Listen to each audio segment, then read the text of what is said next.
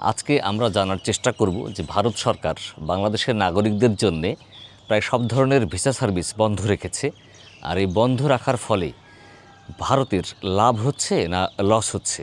যদি তাদের লস হয় তাহলে কোন কোন সেক্টরে তারা লস করছে বা তাদের জনগণের ক্ষতি হচ্ছে, আজকে এটা আমরা তুলনামূলক বিশ্লেষণ করার চেষ্টা করব। আপনারা জানেন যে গত 5ই আগস্ট যখন বিগত সরকারের পতন হলো এবং নতুন করে একটা সরকার গঠন হলো বাংলাদেশে, তারপর থেকেই ভারত সরকার বাংলাদেশি নাগরিকদের জন্য প্রায় সব ধরনের ভিসা সার্ভিস বন্ধ রেখেছে। তারা শুধুমাত্র চালু রেখেছে সীমিত পরিসরে মেডিকেল ভিসা, স্টুডেন্ট ভিসা এবং ডবল এন্ট্রি ভিসা।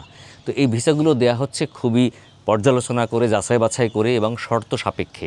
বলতে গেলে সবাই আবেদন করলেও পাচ্ছে না। আমরা এও শুনতে পাচ্ছি যে যারা এখন মেডিকেল ভিসার জন্য আবেদন করছেন তাদের শুধুমাত্র এই ভিসা আবেদনের অ্যাপয়েন্টমেন্ট ডেট নিতে, অর্থাৎ আবেদনপত্র জমা দিবেন কবে সেই ডেট নেবার জন্যেই প্রায় 10 থেকে 15,000 টাকা খরচ করতে হচ্ছে। তারপরেও কিন্তু ভিসা পাবার কোনো নিশ্চয়তা নেই। তো এইভাবে এখন ভিসা প্রক্রিয়া চলছে। এই যে ভিসা আবেদন প্রক্রিয়াটা বন্ধ হয়ে গেল, তারপর থেকে বাংলাদেশের নাগরিকরা ভারতে যেতে পারছে না। এর ফলে বাংলাদেশের সরকারের বেশি ক্ষতি হচ্ছে নাকি ভারত সরকারের বেশি ক্ষতি হচ্ছে? বাংলাদেশের নাগরিকদের বেশি ক্ষতি হচ্ছে নাকি ভারতের নাগরিকদের বেশি ক্ষতি হচ্ছে? আমরা একটু দেখার চেষ্টা করি। গড়ে প্রতিদিন 5,000 মানুষ ভিসার জন্য আবেদন করে, বা বাংলাদেশের মানুষ বিভিন্ন বন্দর দিয়ে, স্থল বন্দর দিয়ে, বিমানে বা ট্রেনে করে ভারতে যাতায়াত করে।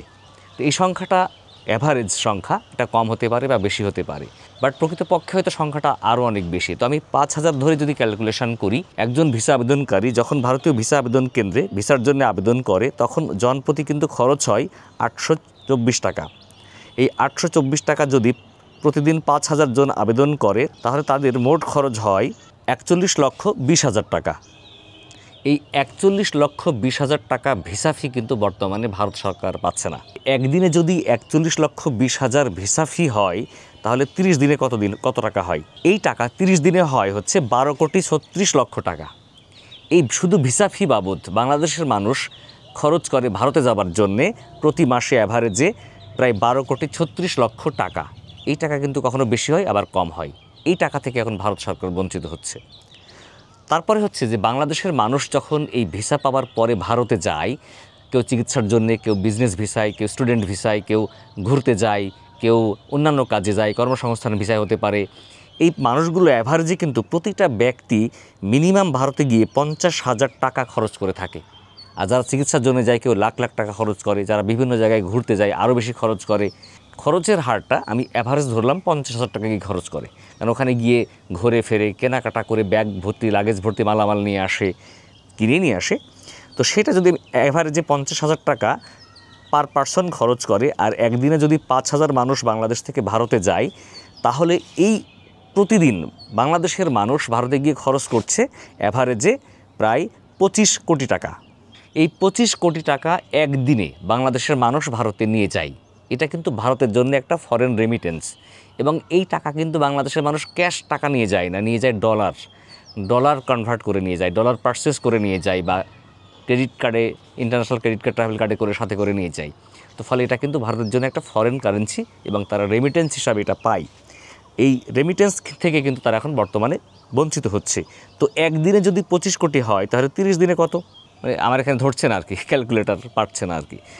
হিউজ পরিমাণ টাকা। হ্যাঁ, তো হিউজ পরিমাণ টাকা তারা এই বঞ্চিত হচ্ছে ভারত সরকার। এই টাকাটা কিন্তু তাদের খাতে প্রতিদিন জমা হতো 25 কোটি করে। এখন এই যে টাকা থেকে তারা বঞ্চিত হচ্ছে ফরেন রেমিটেন্স থেকে। এবার দেখেন যে বাংলাদেশের মানুষ ভারতে যাচ্ছে না বলে ভারত সরকারের আর কী কী ক্ষতি হচ্ছে।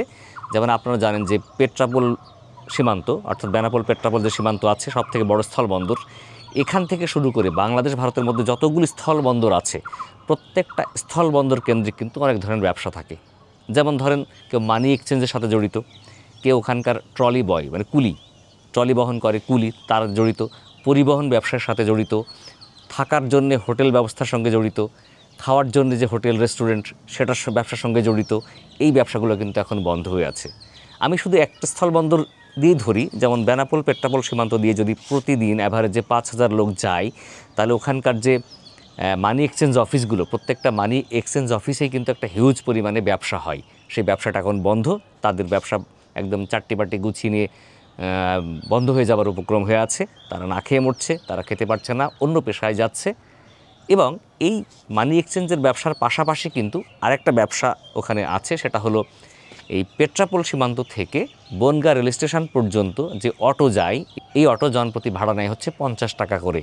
এই অটোওয়ালারা কিন্তু এখন না খেয়ে মরছে। শুধু ভারতীয়দের জন্য তাদের ব্যবসা বন্ধ হয়ে আছে। কেউ লোন নিয়ে অটো কিনেছে, কেউ সুদে টাকা নিয়ে অটো কিনেছে, সেই অটোগুলো এখন বসে আছে, অটো ড্রাইভারদের কোনো টাকা পয়সা ইনকাম হচ্ছে না, তারা কিন্তু না খেয়ে মরার উপক্রম। এই পেট্রাপোল সীমান্তে যতগুলো বিভিন্ন ধরনের শপ ছিল, দোকান ছিল, মার্কেট ছিল, এই মার্কেটে কিন্তু আর কোনো কাস্টমার যাচ্ছে না। এবার এই পেট্রাপোল সীমান্ত থেকে কলকাতা পর্যন্ত যাওয়ার জন্য যেমন ট্রেন ছিল, বাস সার্ভিস ছিল, তেমনি ট্যাক্সি সার্ভিস ছিল।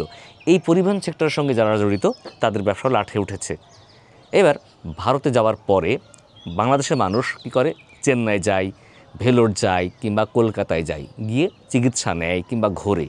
ফলে এই ঘোরা চিকিৎসা সংক্রান্ত যে সমস্ত পেশা আছে, যেমন মেডিকেল ব্যবসা, তারপর হসপিটাল ক্লিনিকগুলোতে এখন কিন্তু পর্যাপ্ত রুগী পাচ্ছে না। এখন যদি এমন হতো যে ভারত শুধুমাত্র তাদের দেশের নাগরিকদের জন্যেই, তাদের দেশের নাগরিকদের চিকিৎসা দেওয়ার জন্যই এই হসপিটালগুলো খুলে থাকতো, তাহলে কিন্তু তারা সেইভাবেই ব্যবসাটাকে তৈরি করতো, প্ল্যান করতো। কিন্তু তারা কিন্তু বাংলাদেশের মানুষ সেই দেশে যায় বলেই তাদের ব্যবসাটাকে সেইভাবে পরিকল্পনা করে সাজিয়েছে, বিল্ডিং করেছে, অবকাঠামো তৈরি করেছে, স্টাফ নিয়োগ করেছে। এখন যখন বাংলাদেশের মানুষ যা বন্ধ হয়ে গেল, এর ফলে এখন আর সেখানে পর্যাপ্ত পরিমাণে তারা রুগী পাচ্ছে না। শুধুমাত্র ভারতীয়দের রুগী দিয়ে কিন্তু তাদের সম্ভব না, কারণ তারা সেইভাবে বাংলাদেশের রুগীদের ট্রিটমেন্ট করবে বলেই কিন্তু প্ল্যান করে তাদের ব্যবসাটা তৈরি করা। এখন তারা এই ব্যবসা করতে পারছে না, গুটিয়ে নিতে হচ্ছে। আমরা দেখেছি যে কলকাতার অনেকগুলো যে পরিবহন সেক্টরের ব্যবসা গুটিয়ে নিয়েছে, কেউ যারা বিভিন্ন ধরনের পণ্য সামগ্রী যেমন পোশাক, কাপড় চোপড়, চকলেট এগুলো বিক্রি করতো, তাদের ব্যবসা মন্দা যাচ্ছে। এবার ঈদে কিন্তু কলকাতার সব নিউ মার্কেটের ব্যবসাগুলোর অবস্থা খারাপ গিয়েছে। তাছাড়া মার্কুস স্ট্রিট সহ যত জায়গাতে আবাসিক হোটেল আছে, এই আবাসিক হোটেলের ব্যবসার খুবই খারাপ অবস্থা। সেখানে কোনো বাংলাদেশি নেই বলে ব্যবসা গুটিয়ে নিতে হচ্ছে। এবং একই সাথে রেস্টুরেন্ট বা খাবার হোটেলগুলোর অবস্থাও একই সাথে এর সাথে জড়িত আছে পরিবহন সেক্টর, ট্যাক্সি ড্রাইভার বা অন্যান্য যে সমস্ত সেক্টর, যারা বাংলাদেশের মানুষ গিয়ে ওখানে শপিং করে, শ্রীলেদার সহ বিভিন্ন ধরনের নিউ মার্কেটের দোকান থেকে তারা কেনাকাটা করে, সেই ব্যবসাগুলোর অবস্থা কিন্তু খারাপ। এখন এইগুলো নিয়ে কিন্তু অনেক প্রতিবেদন হচ্ছে ভারতের মিডিয়াতে, বাংলাদেশের মিডিয়াতে, সেগুলো দেখলে আপনারা বুঝতে পারবেন। শুধুমাত্র আস্তাক বাংলার ময়ূক রঞ্জনের যে টিভি চ্যানেল, নাম মনে নেই এই মুহূর্তে আমার, এই টিভি চ্যানেলের নিউজ দেখলে কিন্তু আপনারা সঠিক তথ্য, সঠিক সত্য জানতে পারবেন না। তো ফলে এইভাবে ভারত এখন ক্ষতিগ্রস্ত হচ্ছে, বাংলাদেশ নয়। এখন দেখেন, বাংলাদেশের মানুষ ভারতের চিকিৎসা নিতে যায়। ভারতের অনেক মানুষ আমার ভিডিওতে কমেন্টস করতো যে আমরা চিকিৎসা না নিতে গেলে মারা যাব, আমরা ওখানে না গেলে না খেয়ে মরবো, হ্যান ত্যান হাবিজুবি। আচ্ছা বলেন তো, ভারত যখন বাংলাদেশিদের ভিসা দেওয়া বন্ধ করে দিল, বিশেষ করে মেডিকেল ভিসা দেওয়া কমিয়ে দিল, তাহলে কি এর ইফেক্ট হিসাবে কী হওয়া উচিত? বাংলাদেশে মহামারী শুরু হয়ে যাওয়া উচিত, বাংলাদেশের মানুষ সব মারা যাওয়া উচিত বিনা চিকিৎসায়, চিকিৎসা না পেয়ে। এমনটি ঘটেছে কি? বাংলাদেশে কি মৃত্যুর হার বেড়েছে? বাংলাদেশের মানুষকে বিনা চিকিৎসায় মারা যাচ্ছে না। এটা তো অন্য কোনোভাবে চিকিৎসা নিচ্ছে। করোনাকালীন সময় যখন সারা বিশ্বের সাথে বাংলাদেশের সম্পর্ক বিচ্ছিন্ন হয়ে গিয়েছিল, তখন মানুষকে চিকিৎসা নেয়নি বাংলাদেশের মানুষ, তারা নিজ দেশেই চিকিৎসা নিয়েছে। আমাদের দেশেও ভালো চিকিৎসা আছে, সুন্দর চিকিৎসা আছে, শুধু আস্থার অভাবের কারণে আমরা বাংলাদেশ ছেড়ে অন্য দেশে যাই, বিশেষ করে ভারতে যাই। তো এই আস্থার জায়গাটা যদি বাংলাদেশের চিকিৎসকরা, চিকিৎসা ব্যবস্থায় যারা জড়িত আছে তারা ফেরত নিয়ে আসতে পারে, তাহলে কিন্তু বাংলাদেশের মানুষ বাংলাদেশেই সুস্থ হবে। এখন কিন্তু বাংলাদেশে মহামারী শুরু হয়ে যায়নি, মানুষ বিনা চিকিৎসায় মারা যাচ্ছে না। তারপরেও যাদের বিভিন্ন দেশে চিকিৎসা নেওয়ার প্রয়োজন হবেই, উন্নত চিকিৎসা, তারা এখন কি করছে? তারা এখন চায়না যাচ্ছে, থাইল্যান্ড যাচ্ছে, সিঙ্গাপুর যাচ্ছে, মালয়েশিয়া যাচ্ছে, বা যাদের আরও বেশি সামর্থ্য আছে তারা ইংল্যান্ড, আমেরিকাতে যাচ্ছে। তো এভাবে কিন্তু তারা চিকিৎসা নিচ্ছে, বিকল্প পথ তারা বেছে নিচ্ছে। ফলে কোনো অসুবিধা হচ্ছে না, বাংলাদেশে মহামারী তৈরি হয়নি। ইতিমধ্যে কিন্তু চীন বাংলাদেশিদের জন্য চিকিৎসা প্রদানের ক্ষেত্রে অনেক তারা সুযোগ সুবিধা প্রদান করা শুরু করেছে। সেখানে তারা বাংলাদেশিদের জন্য সহজ শর্তে ভিসা দিবে চিকিৎসা নিতে যাওয়ার জন্যে, সেখানে ভালো ট্রিটমেন্ট দেওয়ার জন্য হসপিটাল ডেডিকেটেড করছে, বাংলাদেশেই তারা হসপিটাল তৈরি করছে। এর ফলে কি হচ্ছে? আপনারা বাংলাদেশে যে মার্কেট ছিল আপনাদের জন্যে, বাংলাদেশিদের দিয়ে যে ব্যবসাটা করতেন সেটা আপনারা হারাচ্ছেন। সেই ব্যবসা এখন নিয়ে নিচ্ছে অন্য দেশ চীন, যারা আপনাদের সবথেকে বড় শত্রু। লাভটা কার হচ্ছে? আপনাদের না। আরেকটি বিষয় হচ্ছে যে 5ই আগস্টের পরে ভারত কিন্তু বাংলাদেশিদের জন্য অনেক পণ্য সামগ্রী দেওয়া বন্ধ করে দিল। তারা ভাবলো যে ভারত যদি পেঁয়াজ, আলু বাংলাদেশিদের না দেয়, তাহলে বাংলাদেশের লোক না খেয়ে মরবে। হ্যাঁ, আমার ভিডিওতে অনেকে লিখেছিল যে আলু না দিলে কি খাবি, না খেয়ে মরবি, কিংবা পেঁয়াজ না দিলে তো না খেয়ে মরবি। ব্যাপারটা এরকম, তারা কথা বলে এইভাবে যে তারা আমাদেরকে ফ্রি আলু দেয়, ফ্রি পেঁয়াজ দেয়, বা তাদের চিকিৎসা আমাদের জন্য ফ্রি দেয়, আমরা গেলে তারা হোটেলে ফ্রি থাকতে দেয়, ফ্রি খেতে দেয়। ব্যাপারটা কি এরকম? আমরা কিন্তু ওই দেশে গিয়ে খরচ করে আসি, আমাদের টাকায় যাই, গিয়ে আমাদের টাকায় হোটেলে খরচ করি, খাই হোটেলের আমাদের টাকা দিয়ে, আলু কিনি আমাদের টাকায়, পেঁয়াজ কিনি আমাদের টাকায়। পৃথিবীব্যাপী একটা প্রথা প্রচলন আছে যে ব্যবসায়ীরা কিন্তু ক্রেতাদেরকে সম্মান করে, রেসপেক্ট করে, বা তাদেরকে তেল মারে সহজ কথাই। যেমন আমরা ইউরোপ আমেরিকাতে কিন্তু বাংলাদেশের রেডিমেড গার্মেন্টস এটা আমরা এক্সপোর্ট করে থাকি, ফলে কিন্তু তারা আমাদের ক্রেতা। আমরা কি করি, তাদেরকে সবসময় রেসপেক্ট করি, তারা বাংলাদেশে আসলে তাদেরকে সম্মান করি, বেশি বেশি প্রায়োরিটি দেই যেন তারা আমাদের পণ্য ক্রয় করে। আর যদি তারা আমাদের পণ্য না ক্রয় করে, আমাদের ব্যবসাগুলো ধ্বংস হয়ে যাবে, তখন তারা কী করবে, অন্য দেশ থেকেই পণ্য নিবে। ঠিক তেমনিভাবে কিন্তু আমরা আপনাদের ক্রেতা, আমরা আলুর ক্রেতা ছিলাম, পেঁয়াজের ক্রেতা ছিলাম, চাউলের ক্রেতা ছিলাম। তো আপনারা কী করলেন, এই ক্রেতাদেরকে অবজ্ঞা করতে লাগলেন। এর ফলে এখন কি হচ্ছে, আমরা আলু কেনা, পেঁয়াজ কেনা আপনাদের দেশ থেকে বন্ধ করে দিয়েছি। এখন আমরা বিকল্পভাবে কি করছি, আপনাদের শত্রু দেশ থেকে পেঁয়াজ আনছি, আলু আনছি, চায়না থেকে আনছি, এই পাকিস্তান থেকে আনছি, তুরস্ক থেকে আনছি। আর মজার বিষয় হচ্ছে, এবার বাংলাদেশের মানুষ যখন দেখলো যে ভারত আমাদের আলু দেয়া, পেঁয়াজ দেয়া বন্ধ করে দিচ্ছে, ফলে বাংলাদেশে স্বাভাবিকভাবে পেঁয়াজ আলুর দাম বাড়বে। এই জন্য প্রতিটা কৃষক বাংলাদেশের পেঁয়াজ আলুর চাষ করেছে। যেমন আমাদের নিজেদের গ্রামের বাড়িতে কখনো আমরা পেঁয়াজ আলু চাষ করি না, এবার আলুর চাষ করেছি আমরা 5 বিঘা, পেঁয়াজের চাষ করেছি, পেঁয়াজ করেছি শুধু খাওয়ার জন্যে। এবং এত পরিমাণ পেঁয়াজ হয়েছে আমাদের যে আমরা নিজেরা তো খাচ্ছি, পাশাপাশি আমরা প্রতিবেশীদের মধ্যে এগুলো বন্টন করছি। এবং সর্বকালের ইতিহাসের রেকর্ড, এবার পেঁয়াজের দাম সব থেকে কম, আলুর দামও সব থেকে কম। এখন উল্টারে এমন হচ্ছে যে কৃষকরা ন্যায্য মূল্য পাচ্ছে না পেঁয়াজ এবং আলুর। এবং আমরা একটা নিউজ দেখলাম যে বাংলাদেশ এখন এই আলু নেপালে রপ্তানি করছে। তার মানে কখন মানুষ রপ্তানি করে, যখন উদ্বৃত্ত হয়। তার মানে আমরা যে আলু চাষ করেছি তা উদ্বৃত্ত হয়েছে বলেই কিন্তু বাংলাদেশ থেকে এখন নেপালে আমরা এক্সপোর্ট করছি, এবং আমাদের দেশে এখন অন্য দেশের বাজার তৈরি হচ্ছে। এবং আমি দেখলাম যে ঢাকা যাবার পথে যে ফরিদপুর, রাজবাড়ী এই অঞ্চল জুড়ে শুধু পেঁয়াজ আর পেঁয়াজের চাষ। এত পেঁয়াজের চাষ হয়েছে, বাংলাদেশের পেঁয়াজের সংকট তৈরি হবে না কোনো দিন, আলুর সংকট তৈরি হবে না কোনো দিন। পক্ষান্তরে কী হচ্ছে, ভারতীয়রা এখন এই আলু পেঁয়াজের দাম পাচ্ছে না, তারা বাংলাদেশের মার্কেট হারিয়েছে, কৃষকের মাথায় হাত, তাদের আলু পচে যাচ্ছে। আর বাংলাদেশে কিন্তু এখন কোল্ড স্টোরেজের সংকট, মানুষ আলু সংরক্ষণ করবে, কোল্ড স্টোরেজ পাচ্ছে না। দেখেন পুরো পট পরিবর্তন হয়ে গেছে। এবং এবার রমজান মাস গেল, সর্বকালের সবথেকে পণ্য সামগ্রীর দাম কম ছিল। আপনারা জানেন যে ইতিমধ্যেই ভারত সরকারের প্রধানমন্ত্রী নরেন্দ্র মোদী এবং বাংলাদেশের প্রধান উপদেষ্টা ডক্টর মোহাম্মদ ইউনূস দুজনের মধ্যে কিন্তু একটা বৈঠক হয়েছে থাইল্যান্ডে। এবং এই বৈঠক থেকে আমরা আশা করি তারা উভয় দেশ তাদের একে অপরের স্বার্থ সংরক্ষণ করেই সব ধরনের সম্পর্ক স্বাভাবিক করবে এবং এই ধরনের যোগাযোগ ব্যবস্থা পুনর্বহাল করবে, একই সাথে ভিসা প্রদান শুরু করবে। এর ফলে কিন্তু বাংলাদেশের থেকে ভারতীয়দেরই লাভ হবে, অন্যথায় চায়না, পাকিস্তান বাংলাদেশের মার্কেট দখল করবে। আপনারা জানেন যে আমরা অনেকেই আছি যে ঘুরতে যাই ভারতে।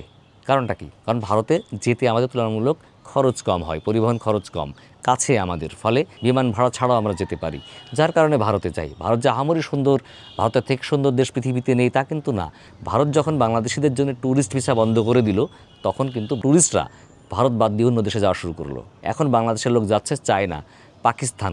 বাংলাদেশে যারা ট্রাভেল ব্লগার আছে আপনারা জানেন, সবাই কিন্তু এখন পাকিস্তানে ট্যুর করছে এবং হিউজ পরিমাণে ভিউ হচ্ছে, এবং সেখানে এত বেশি আপ্যায়ন তারা পাচ্ছে যে হোটেলে থাকার টাকা নিচ্ছে না, রেস্টুরেন্টে গেলে খাওয়ার টাকা নিচ্ছে না। মানুষের যে আন্তরিক ব্যবহার, তাই দেখে কিন্তু আমরা মুগ্ধ হয়ে যাচ্ছি। কিন্তু এর সিটে মোটা ব্যবহার কিন্তু আমরা ইন্ডিয়া থেকে পাই না। তারা আমাদেরকে নেগলেক্ট করে, তারা আমাদের দেখলে নাক সিটকায়, খারাপ ব্যবহার করে, বিভিন্ন জায়গায় আমাদের হেনস্থার শিকার হতে হয় এবং বিভিন্ন ধরনের কিন্তু আমরা সমস্যায় পড়ি। তারপরে কিন্তু বাংলাদেশের লোক ভারতে যেত। তো এখন আপনারা ট্যুরিস্ট ভিসা বন্ধ করে দেওয়ার ফলে কী হলো, এখন ট্যুরিস্ট হারাচ্ছেন না আপনারা, এখন বাংলাদেশের লোক যাচ্ছে মালদ্বীপ, শ্রীলঙ্কা, পাকিস্তান, চায়না, এই সমস্ত জায়গায় ভ্রমণে যাচ্ছে, আরও যাচ্ছে সিঙ্গাপুর, থাইল্যান্ড, মালয়েশিয়া। তো ফলে কি হচ্ছে, আপনারা ব্যবসা হারাচ্ছেন, আমাদের কিন্তু ঘুরে বেড়ানো বন্ধ নেই। এখন আমরা দেশের পর্যটন শিল্পকে আরও সমৃদ্ধ করছি, আরও উন্নত করছি। এখন আপনারা কী করবেন, আপনাদের এখন উচিত যে সবার আগে সব সম্পর্ক স্বাভাবিক করা, এটা আপনাদের স্বার্থে। ভারত সরকার সবসময় যেটা করেছে, বাংলাদেশের মানুষের সাথে, বাংলাদেশের জনগণের সাথে ভালো সম্পর্ক না করে বিশেষ কোনো দল, বিশেষ কোনো রাজনৈতিক ব্যক্তির সাথে সুসম্পর্ক বজায় রেখেছে এবং তার স্বার্থ তাদের স্বার্থ দেখেছে। এর ফলেই বৈরিতা তৈরি হয়েছে। এখন উচিত ভারত বাংলাদেশের মধ্যে একটা সুসম্পর্ক বজায় রাখা, বাংলাদেশের মানুষের স্বার্থ, ভারতের মানুষের স্বার্থ দেখা, উভয় দেশের সরকারের প্রধানকে এটা না দেখে সরকারের সাথে সম্পর্ক বজায় রাখা। তাহলে কিন্তু আবার পুনরায় সুসম্পর্ক তৈরি হবে এবং সব কিছু স্বাভাবিক হবে। তো ফলে আপনারা এটা সমাধান করুন, না হলে বাংলাদেশের মানুষের থেকে ভারতের মানুষেরই স্বাভাবিকভাবে ক্ষতি হচ্ছে বেশি, যেটা আপনারা স্বীকার না করলেও প্রকৃতপক্ষে ওই এলাকার যে সাধারণ মানুষগুলো তারা হাড়ে হাড়ে টের পাচ্ছে। ও হ্যাঁ, ময়ূক রঞ্জনের টিভির নাম হচ্ছে রিপাবলিক বাংলা। এই রিপাবলিক বাংলা আর রাস্তাক বাংলার ভিডিও দেখে, চ্যানেলের সংবাদ দেখে আপনারা গলে যাবেন না, মজে যাবেন না। বাংলাদেশের সব বর্ণ, ধর্ম, পেশার মানুষ আমরা মিলেমিশে থাকি, থাকতে পছন্দ করি, ভালোবাসি। আমাদের মধ্যে কোনো দাঙ্গা ফ্যাসাদ, মারামারি, গ্যাঞ্জাম ফ্যাসাদ নেই। এগুলো ভুল প্রচার হয় এবং আমরা কিন্তু খুব ভালো আছি। আমরা হিন্দু, মুসলিম, বৌদ্ধ, খ্রিস্টান মিলে সম্প্রীতির বাংলাদেশ গড়ে তুলেছি।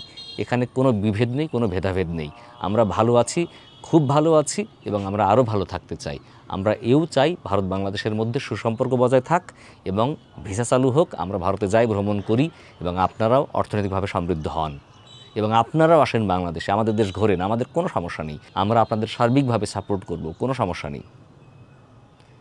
তো বন্ধুরা, আজকে পর্যন্তই, দেখা হবে পরবর্তীতে আবার অন্য কোনো বিষয় নিয়ে। ততদিন ভালো থাকবেন। আল্লাহ হাফেজ, আসসালামু আলাইকুম।